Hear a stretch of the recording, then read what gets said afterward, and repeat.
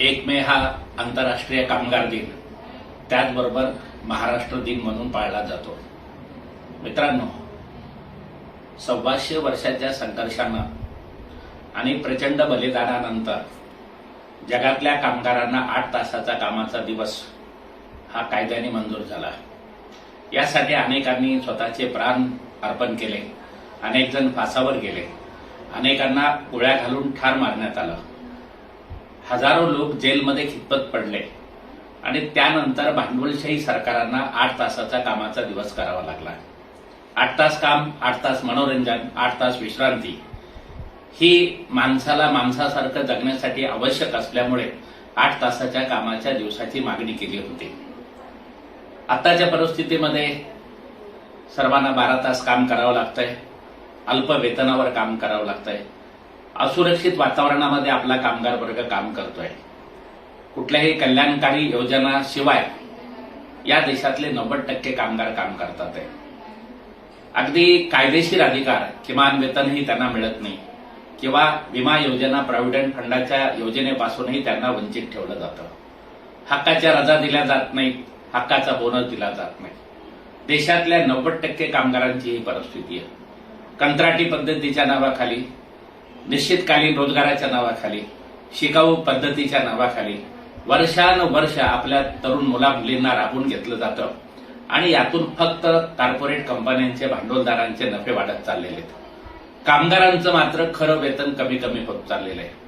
कामगारांचे अपघात वाढत चाललेले, त्यांना त्याचा जीव गमवावा लागतो।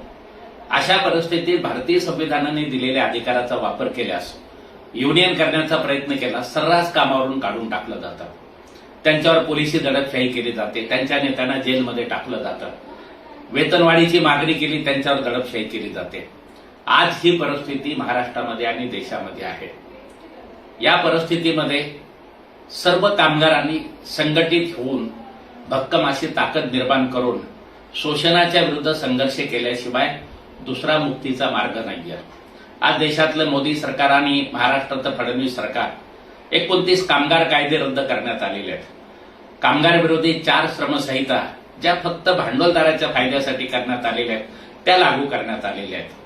कामगारांचा युनियन करण्याचा अधिकार, कामगारांचा संप करण्याचा अधिकार, कामगाराची इतर अधिकार याच्यामध्ये दडपून टाकण्यात आलेले आहेत।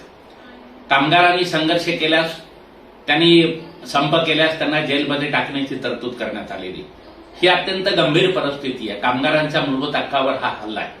अशा परिस्थितीमध्ये आपल्याला आज बेरोजगारी वाढत चालली, महागाई वाढत चालली आहे, वेतनामध्ये वाढ होत नाहीये, कायम नोकरी मिळत नाही। ह्या परिस्थिती बदलण्यासाठी जर संघर्ष करायचा असेल तर आपल्याला 2 गोष्टी करणं गरजेचं आहे।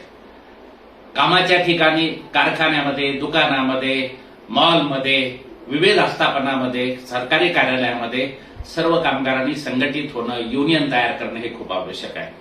हे सगळे कामगार कायदे समजून घेऊन, भारतीय संविधान समजून घेऊन यामध्ये नमूद असलेल्या अधिकाराचा वापर करून संघर्ष करण्याची तयारी ठेवली पाहिजे।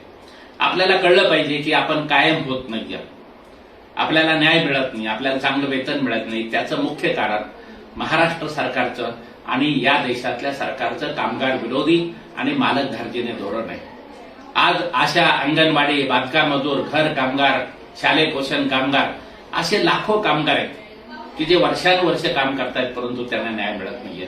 खाजगी उद्योगामध्ये कंत्राटी कामगार आहेत, वर्षानुवर्ष काम करतायत, परंतु त्यांना कायम केलं जात नाहीये। ही परिस्थिती बदलण्यासाठी संघर्षाशिवाय दुसरा मार्ग नाहीये आणि म्हणून CITUची ही घोषणा आहे, सर्वांनी संघटित झालं पाहिजे, संघर्ष केला पाहिजे। यामध्ये एक गोष्ट अडचणीची झालेली आहे। या संबंध सरकारांनी धर्माच्या नावाखाली, जातीच्या नावाखाली कामगार वर्गामध्ये फूट पाडण्याचं कारस्थान केलेलं आहे आणि कामगार वर्ग एकत्र येणार नाहीये, तो एकजुटीनं त्यांच्या प्रश्नावर संघर्ष करणार नाही, अशा पद्धतीचं एक वातावरण या देशामध्ये निर्माण करण्यात आलेलं आहे। त्यामुळे जात, पात, धर्म, भाषा याच्या पलीकडे जाऊन कामगार वर्गाची भक्कम एकजूट करण्याची आवश्यकता आहे। मित्रांनो, मोदी सरकार कामगारांना न्याय देऊ शकत नाहीये।